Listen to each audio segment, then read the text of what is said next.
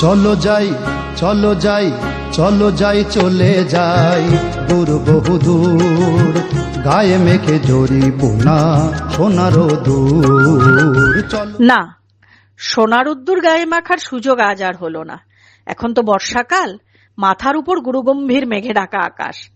কিন্তু আমরা তো বাঙালি, ঘুরে বেড়ানো আমাদের নেশা। তাই মেঘলা আকাশকে বুড়ো আঙ্গুল দেখিয়েই আজ আবার বেরিয়ে পড়লাম। তবে খুব দূরে নয়, দক্ষিণ কলকাতা থেকে সোজা উত্তর কলকাতা শোভাবাজার। স্টেশন থেকে বেরোতেই চোখে পড়ল এক অপূর্ব শতাব্দী প্রাচীন মন্দির, লাল মন্দির। শহরের ব্যস্ত রাস্তার ঠিক মাঝখানে আজও মাথা উঁচু করে দাঁড়িয়ে রয়েছে মায়ের এই পবিত্র আরাধনাস্থল। মুহূর্তে যেন মনটা অনেকটা শান্ত হয়ে গেল। এই লাল মন্দির সম্পর্কে আমাদের অনেকেরই তেমন জানা নেই। আমি নিজেও খুব বেশি জানতাম না, তবে যতটুকু জানতে পেরেছি সেটুকুই আজ তোমাদের সঙ্গে ভাগ করে নিতে চাই। কলকাতার প্রাচীন কালী মন্দিরগুলোর মধ্যে অন্যতম এই মন্দির। মন্দিরের ফলক অনুযায়ী এটি প্রতিষ্ঠিত হয় 1894 সালে, অর্থাৎ বাংলা 1301 সনে। লোকমুখে প্রচলিত আছে মন্দিরের প্রতিষ্ঠাতা অমরকৃষ্ণ চক্রবর্তী একটি পুকুরে ডুব দেন এবং সেখান থেকে মা কালীর মূর্তি উদ্ধার করেন। পরে সেই মূর্তিকেই এই মন্দিরে প্রতিষ্ঠা করা হয়। প্রথম দিকে এক বন্ধুর দান করা জমিতে একটি সাধারণ কাঁচা ঘরে মায়ের পূজা শুরু হয়। পরবর্তীকালে ব্রিটিশ আমলে সেখানে পাকা মন্দির নির্মিত হয়।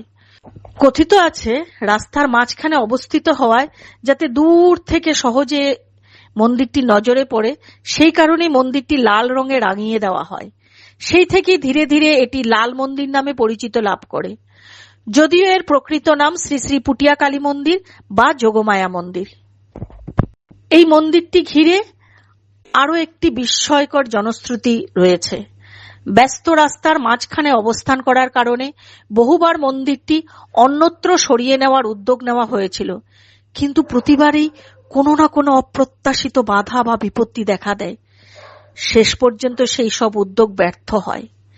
তাই আজও মায়ের এই মন্দির একই জায়গায় একই মহিমায় অটুটভাবে দাঁড়িয়ে রয়েছে।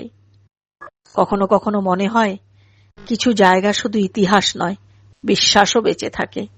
আর সেদিন আমার কাছে এই লাল মন্দির ছিল ঠিক তেমনই এক আশ্রয়, যেখানে কয়েক মুহূর্তের জন্য হলেও মনটা একটু শান্তি খুঁজে পেল।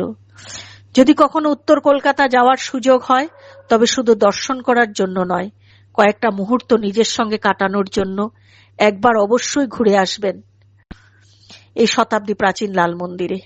হয়তো আপনিও খুঁজে পাবেন এক টুকরো নীরব শান্তি।